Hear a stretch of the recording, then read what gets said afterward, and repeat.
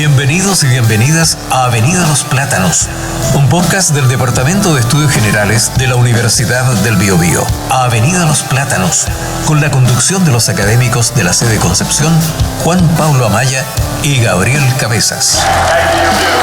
Avenida Los Plátanos. Avenida Los Plátanos. Avenida Los Plátanos. Avenida Los Plátanos.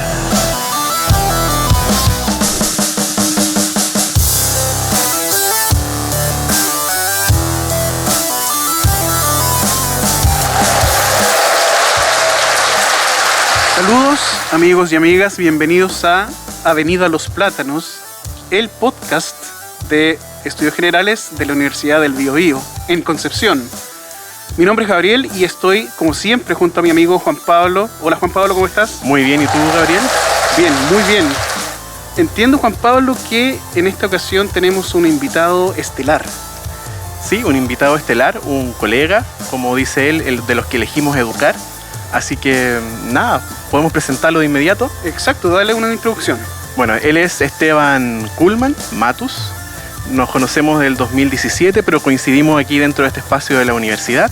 Actualmente él trabaja en el Departamento de Estudios Generales y ofrece la cátedra de Derechos Humanos para todas las carreras de la sede. Así que por eso nos interesa conversar con él, porque es parte fundamental de las competencias genéricas que tributan a la formación integral de nuestros estudiantes. Exacto, pero antes de ir a eso, como siempre, Juan Pablo, le vamos a preguntar a nuestro amigo Esteban sobre lo que hace fuera del ámbito académico. Hemos sabido que eres un futbolero empedernido, Esteban. ¿Es verdad? Bueno, primero que todo, muchas gracias por la invitación. Gracias a las personas que nos escuchan también. Y sí, también puede ser un futbolero empedernido. Soy hincha del Club Deportivo de la Universidad de Concepción hace aproximadamente como de los 12 años. Yo tenía 12 años, más o menos en el 2002 comencé a seguirlo porque un amigo de un tío jugaba ahí, así que lo íbamos a ver y empezó a pasar el tiempo y ya no me di cuenta cuando ya tenía una colección de camisetas, tengo como 20 camisetas de la U de Conce, tengo, no sé, entradas, tickets, como 200 tickets. He estado, yo creo que en más de 500 partidos de la U de Conce a lo largo de todo Chile. He ido a Paraguay a ver a la U de Conce, he ido a Río de Janeiro. ¿Has aparecido en televisión? He aparecido en televisión hinchando por la Universidad de Concepción.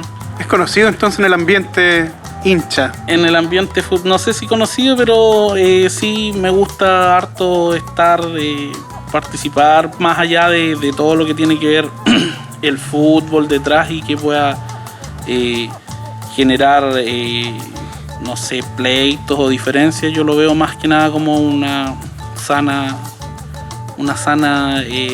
diversión, en el fondo. Exacto. ¿Tú eres de esos hinchas que iban al estadio los domingos con la familia? En realidad empecé a ir solo al estadio y después con mi hermano chico, porque mi papá es talquino, entonces mi papá es hincha del Ranger. Entonces muy difícil ir al estadio. De repente íbamos a ver al Ranger cuando venía acá a Concepción, pero muy pocas veces, más que nada por curiosidad propia. Empecé a ir al estadio y ya de eso bastantes años. Oye, y aparte del fútbol, ¿te gustan otras cosas? ¿Haces algo, digamos, por tu entretención personal?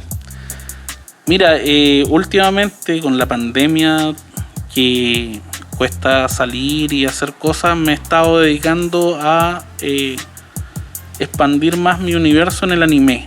He estado viendo bastante anime, contraté Crunchyroll, que es como el Netflix de los otakus. Del anime. Uh-huh. Y he visto varias series de anime que al principio decía, monos chinos. Antes como que tenía ese estigma de que son monos chinos, pero que tampoco no son chinos para empezar, pero ese es como el estigma. Pero que en el fondo van como representando también la cultura de otro país, pues, de otra visión de mundo totalmente diferente a la nuestra, que desde el punto de vista de Oriente.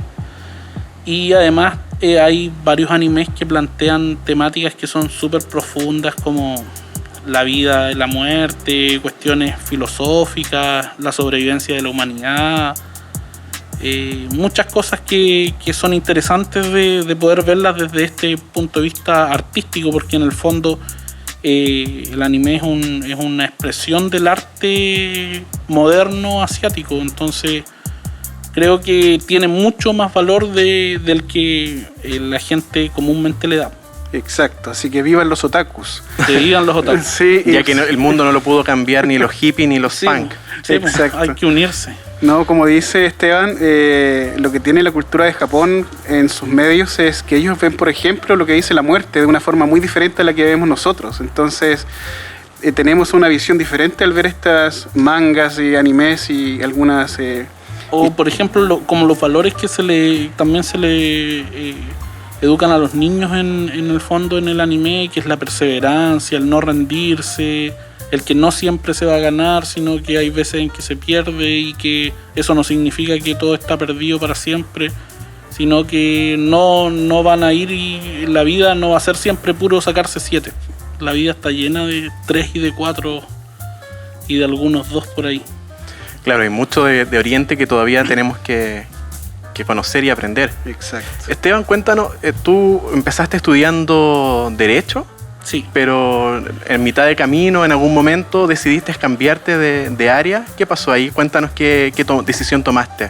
Bueno, yo lo primero es que pienso que cuando uno sale de cuarto medio no tiene el conocimiento necesario como para elegir una carrera.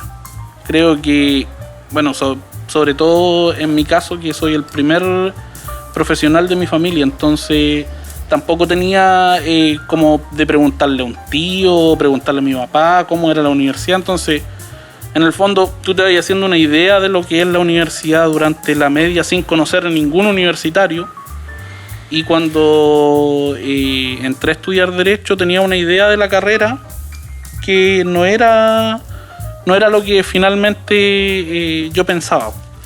Y ya pasado el primer año ya me iba bien, dije ya me quedo, pasado el segundo año me iba bien, pero ya no me estaba gustando tener que estudiar, no era feliz estudiando eso. Así que decidí cambiar de carrera. Dentro de la universidad me dieron la posibilidad yo estudié en la Universidad de San Sebastián, de cambiarme a hacer un cambio interno, me reconocían ramos a Ciencias Políticas.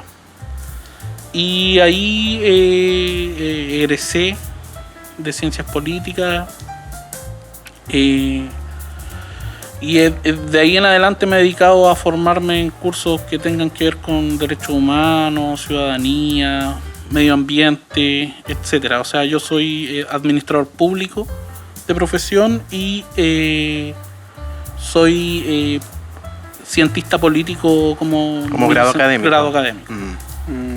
Tomando en cuenta eso que dijiste, las asignaturas que hace la universidad tienen que ver mucho con eso, supongo. Cuéntanos eso. ¿Qué asignaturas haces tú en la universidad? Yo hago la cátedra de Derechos Humanos.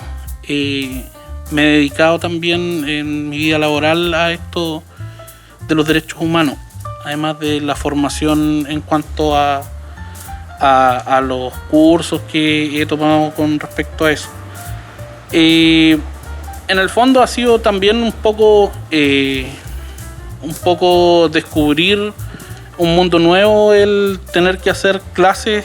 Primero tener que hacer clases porque no me formé para eso. Tener que aprender en todo este proceso y tener que también hablar de un tema que es súper delicado, que son los derechos humanos, porque muchas veces algunas personas pueden verse pasadas a llevar con un tema muy, muy peliagudo, algunos pueden tener un pensamiento diferente, y eso es lo que yo trato también de enseñarles en la carrera, que los pensamientos, si bien pueden ser diferentes, tiene que haber una tolerancia dentro de la discusión de ideas, que en el fondo la discusión puede ser una discusión de ideas acalorada, sí, pero siempre dentro de los márgenes de respeto y de la tolerancia y de un enfoque de derechos humanos. Porque a partir de nuestra historia como país, también muchas veces la gente piensa que los derechos humanos tienen color político, ¿no? Claro. En el fondo, lo que la gente piensa aquí es que los derechos humanos son como relacionados a la izquierda, por un tema de que aquí hubieron vejaciones a los derechos humanos, sí, y eso es un tema. Pero aquí el tema de los derechos humanos es mucho más amplio que la violación a los derechos humanos. el asegurar los derechos humanos es algo fundamental para el funcionamiento de nuestra sociedad. O sea, hasta antes de la existencia de los derechos humanos, existían guerras mundiales en donde morían millones y millones de personas. No decimos que ahora desaparecieron las guerras con los derechos humanos, pero sí hay un margen de respeto que lleva desde fines de los años 40 a principios de los años 50 hasta el día de hoy. Tomemos en cuenta que el derecho civil, que es el derecho más común, tiene más de 2000 años de desarrollo. Entonces, los derechos humanos tienen en sí, como tal, muy pocos años de desarrollo. Por lo tanto, aún falta que se siga esto impregnando en la sociedad. Esteban, y con eso que tú dices, como es un tema quizás delicado, ¿los estudiantes vienen con un perfil distinto a lo que sale, digamos? ¿Tienen un pensamiento sobre la asignatura diferente a lo que realmente es? Algunos llegan con una clara visión de derechos, con un conocimiento previo. Otros vienen como en la onda de aprender, siento que no conozco nada sobre esto y que es súper importante y quiero saber qué es lo que es.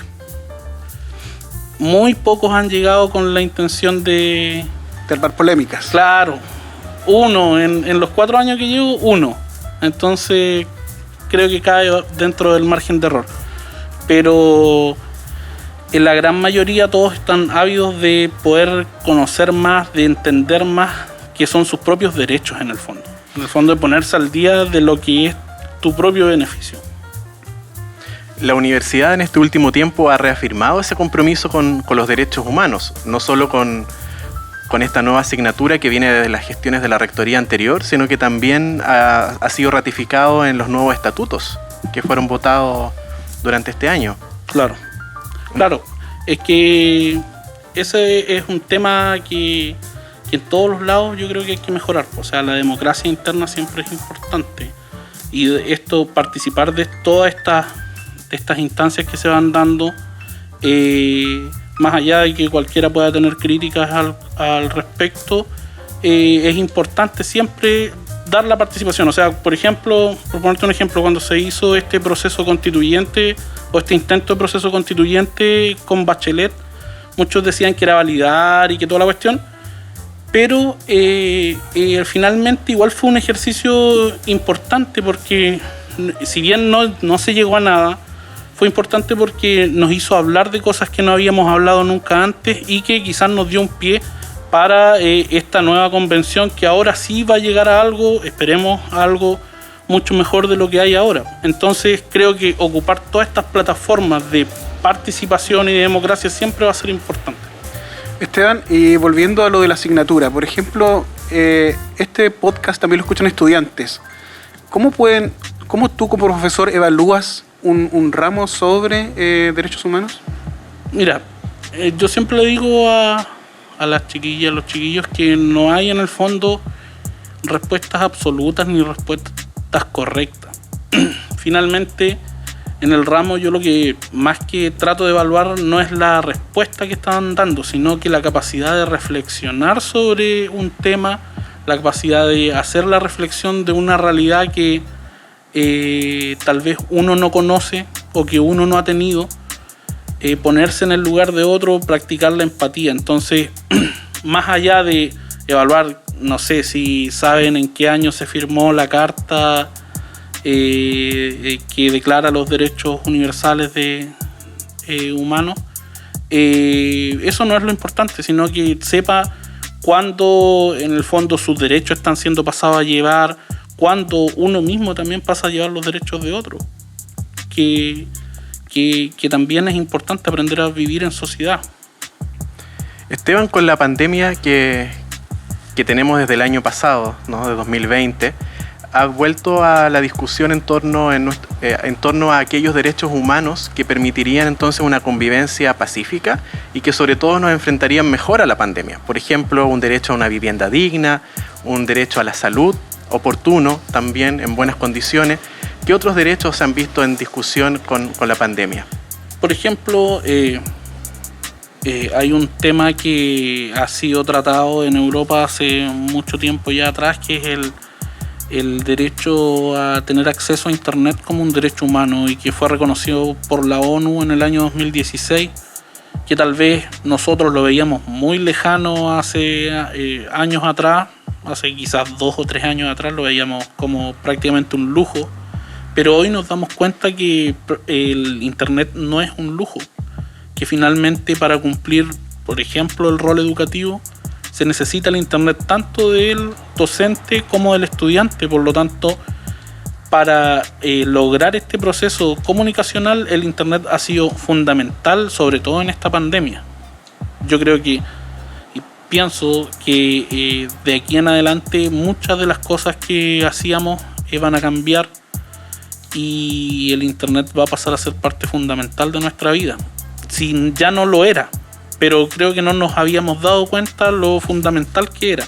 Y sobre todo, por ejemplo, no sé, estudiantes que viven en lugares alejados, que no tienen buena conexión, eso debería asegurarlo el Estado y no estar a la especulación del mercado. O sea, al mercado no le sale conveniente poner Internet en los cerros de Talcahuano porque hay que poner muchos postes, porque esto, así que los cerros de Talcahuano no tienen cable o no tienen Internet. Eso no puede pasar. Eso tiene que ser una garantía. Nosotros que nacimos en el siglo anterior nos conectábamos a Internet de la sala de enlaces. Exacto. Íbamos a la plaza virtual. Pero hoy día, incluso para nuestros padres, muchos de los trámites que ellos necesitan hacer con la burocracia del Estado tienen que ser por medio de Internet, ¿no? Claro. La postulación a los beneficios, las postulaciones a los bonos, Claro. las postulaciones a los colegios incluso, Claro. en el sistema único. Bueno, todos los bonos, la ficha de protección social, todo este tema ha sido súper útil tener el Internet o tener la clave única, etcétera. Claro, porque uno piensa que tal vez es solamente un tema educativo en esta ocasión de pandemia, pero en realidad, como tú comentas, son muchas cosas. Ahora, también ese es el problema, hubo un problema de la conexión y no hacer filas y no ir a comprar, ya cambió todo. Entonces, en verdad que tener Internet es realmente un derecho, aunque no se diga, digamos. Tener derecho a YouTube, agregaría yo. Sin comerciales. Sin comerciales. Sin comerciales, por favor. Y también a Spotify Premium. Spotify Premium. Y ya que estamos, a Disney también, por favor. Y Que está un poco Crunchyroll. cara la suscripción. Crunchyroll para este año. Estás escuchando Avenida Los Plátanos. Esteban, ¿y en las clases? ¿Cuáles son las temáticas? ¿Cómo abordas? ¿Trabajas con noticias? ¿Ves la actualidad? Últimamente las noticias no han parado desde el 2019 con el proceso constituyente. Entonces me imagino que hay mucho material para discutir. Claro. Bueno, en el fondo, en el ramo igual lo que se trata es que podamos ir viendo ciertos temas de actualidad y por sobre todo el tema del proceso constituyente o de la convención constitucional es un tema fundamental en el ramo, puesto que la Constitución es el órgano máximo que protege los derechos de las personas. En el fondo, lo que hace la diferencia entre un derecho humano, que puede ser, por ejemplo, el derecho a la educación. Todos sabemos que es un derecho humano, todos tenemos en conciencia que el derecho a la educación es un derecho humano. Pero, ¿qué lo transforma en un derecho fundamental? Es que ese derecho humano esté reconocido dentro de la Constitución del país. Por lo tanto, si en la próxima Constitución Chile no reconociera, por poner un ejemplo loco, el derecho a la educación, eso haría que el Estado no tenga por obligación dar educación a los ciudadanos y a las ciudadanas. Entonces, ¿por qué es fundamental todo lo que se va a escribir en la Constitución? Porque estos van a ser todos los derechos que nosotros como ciudadanos vamos a tener frente al Estado, y que el Estado va a tener una obligación de cumplirnos por el simple hecho de existir. Como por ejemplo es el tema del derecho a la salud, como es el tema del derecho a la vivienda, como es el tema del derecho a la educación. Porque muchas personas a veces piensan que, no sé, una persona se gana una vivienda social, le están prácticamente haciendo un favor. No, eso es un deber del Estado. la Constitución es quien mandata al Estado a cumplir esta necesidad que existe para la población. Entonces, todos estos temas que tienen que ver con actualidad, con, como decía un poco antes, temas medios peliagudos, tenemos que conversarlos en clase, porque son fundamentales para el desarrollo de una sociedad en derechos. En el fondo, lo que hace que las sociedades tengan más derechos es que sus ciudadanos y sus ciudadanas estén informados de sus derechos y sepan y estén conscientes de que hay un ordenamiento jurídico que nos protege frente al poder estatal. Oye, entonces, Juan Pablo, tenemos que invitar a harta gente a que pueda tomar estos ramos, ¿cierto? Para conocer sobre estos temas. Esteban, haces clase en la universidad sobre ello. ¿Tienes o has participado en alguna actividad en la comunidad sobre esto? En la comunidad acá en la universidad estuve en unas charlas que se hicieron para el estallido social acá en arquitectura, que me invitaron algunos estudiantes, pero en el fondo yo vengo uniéndome a la universidad porque no estudié acá en la Universidad del Biobío. Entonces, como conversábamos delante, para mí ha sido también adaptarme un poco a la cultura universitaria. O sea, uno también tiene sus concepciones desde afuera de cómo es el estudiante de la Universidad del Biobío, tiene sus prejuicios por lo que es la cultura popular. O sea, la Universidad del Biobío está arraigada en la cultura también penquista. Entonces uno tiene ciertos conocimientos, pero una vez ya estando aquí, teniendo aquí colegas como Juan Pablo, he tenido un montón de estudiantes, te das cuenta cómo es diferente también en no sé, por donde estudié yo, o mis amigos que tengo en la Universidad de Concepción. Hay como una cultura diferente. Te quiero llevar entonces, Esteban, a lo local. Esta es una universidad de firme compromiso con la región. Bueno, es una universidad birregional, pero que su origen como Universidad Técnica del Estado era la sede de Concepción, por lo tanto era la región del Biobío su mayor preocupación. ¿Cómo se vincula entonces este desafío de hacer universidad con la región? ¿Cómo sueñas tú que, por ejemplo, a la luz de los nuevos cambios de la Constitución, las regiones puedan participar, las universidades puedan participar también dentro de una toma de decisiones, un cambio de perspectiva? Bueno, yo pienso que las comunidades universitarias son sumamente importantes, partiendo porque aquí es donde se hace ciencia y se piensa el futuro.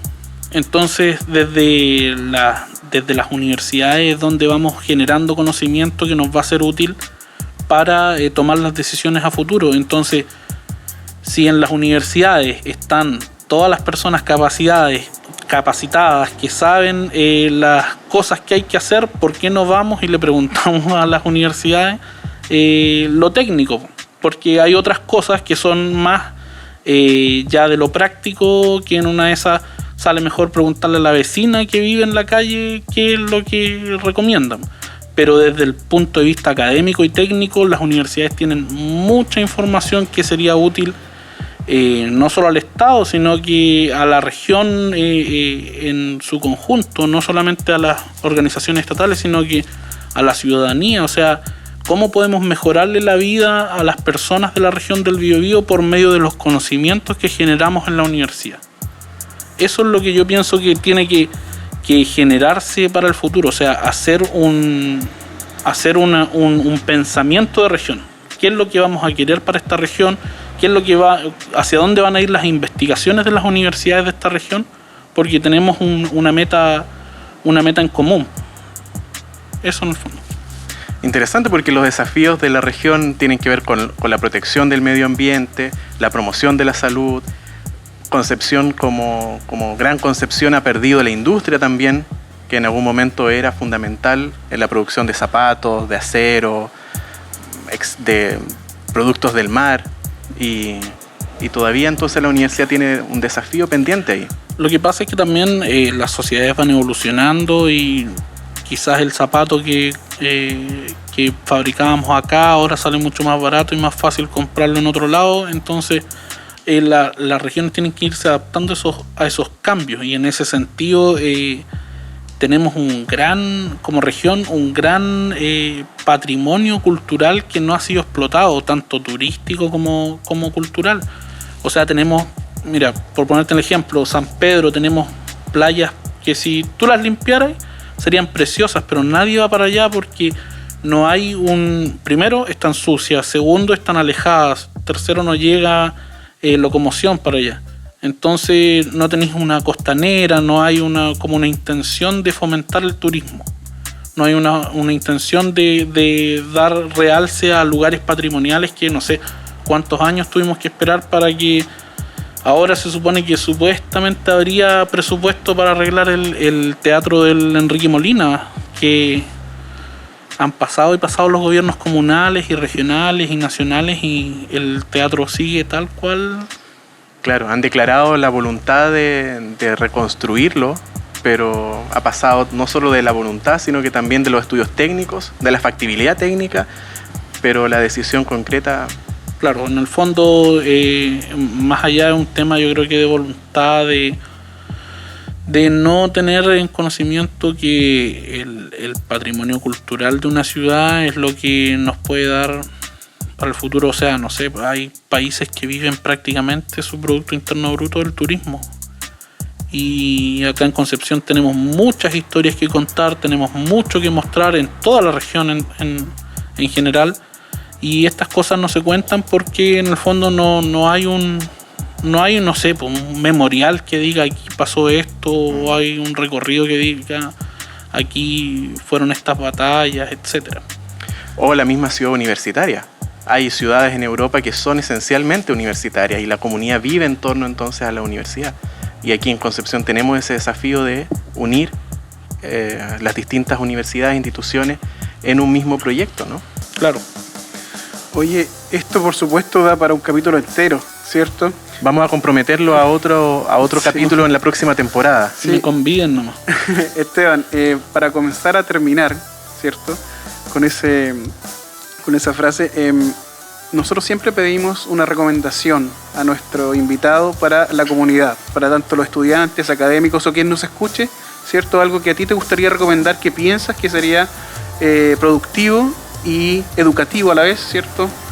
Para ver o escuchar o disfrutar. En el formato que tú quieras, puede ser películas, música, documentales. Bueno, hay algo que me gustaría recomendar, pero en realidad que ya como recomendación ya es tarde, tal vez. Pero que quien no haya visto, que por favor se ponga al día, que por favor le dé una oportunidad al anime, que no es monos chinos como dicen, y que vean en español latino El ataque a los titanes, en japonés Shingeki no Kyojin. Según yo, el mejor anime de todos los tiempos, hace reflexionar sobre la supervivencia del ser humano, sobre muchas cosas que llegan a ser filosóficas y reflexivas en cuanto a cómo se comporta la humanidad dependiendo de los diferentes contextos, y verlo así reflejado también tiene un porque lo someten a una situación extrema que lo más probable es que nunca podría pasar en la vida real, pero que parece tan real en el dibujo, es tan como cotidiano lo que sucede, que al final uno se pone en el caso de que si pasaran esas cosas. Esa recomendación me queda muy bien, Gabriel, porque yo de anime desconozco mucho. Yo reconozco que no he visto la serie, pero sí leí, me acuerdo, los primeros capítulos del manga, y la verdad es que esa serie tiene mucho que hablar sobre la política, la sociedad, sobre filosofía y sobre el abuso de poder, ¿por qué no? Claro, sí. Y también un poco de la militancia, ¿verdad? Es una muy buena recomendación, así que yo también me sumo a la recomendación y prometo ponerme al día, porque... Sí, así con cada recomendación en cada uno de nuestros podcasts tenemos una lista ya bastante amplia. Pero también eres fan de Naruto. También me gusta Naruto, pero es que esa es una recomendación que son como 1000 capítulos, entonces ya es para alguien que se quiera meter en el mundo de verdad del anime. Para un verdadero nietito. Claro, para un verdadero nietito del anime, Naruto, porque son muchos capítulos. En cambio, Shingeki no Kyojin no llega a los 100. ¿Y terminó? ¿Cómo decías que llegaba tarde? Claro, termina porque ya está a punto de terminar. Entonces ya termina ahora en 2022, principio del 2022. Entonces no es tarde, pues está a tiempo para Estamos ponerse a tiempo, al día. claro, tenemos todavía un semestre para ponernos al día y sobre todo el verano. Oye, y aprovechando este tema, ¿tomas tus gustos en tus clases también? Sí, también, porque igual los estudiantes, las estudiantes también ven estas cosas. O sea, ellos cuando yo les digo, le hago una referencia, ellos igual se sienten identificados de que en una de esas el profe también está entendiendo lo que ellos también entienden. Claro. Mis referencias eran de los Simpsons y ya no funcionan. No, ya. Mis referencias al principio eran de los Venegas, pero después ya caché que no. El Memito y la Paolita. Sí, no, ya. Ahora hay que actualizarse y creo que Esteban nos ha dado una buena recomendación para, como educadores, ¿cierto?, actualizarnos de una forma entretenida. Y que se suma a las anteriores. Entonces, en nuestros medios de comunicación que vamos a tener, nuestra página web y otras redes sociales, vamos a ir también recordando cuáles son estas sugerencias de nuestros invitados. Ok, Esteban, muchas gracias por aceptar nuestra invitación. ¿Alguna palabra final? Nada más que agradecer la buena onda, agradecerles a ustedes por hacer este esfuerzo. Es súper valorable y bacán que estén haciendo esto. Y además agradecer por considerarme, que me conviden cuando quieran convidarme nomás a hablar de la vida, de lo divino y de lo humano. Quien diga que escuchó este capítulo tiene una ponderación especial en la prueba. Sí, claramente, tiene ponderación especial. Es un derecho. Un derecho al 0,5. Exacto. Oye, nos despedimos desde Avenida Los Plátanos. Si escuchan ruido de fondo es por eso, porque justamente estamos en la Avenida Los Plátanos. Nos vemos, que estén bien. Hasta la próxima.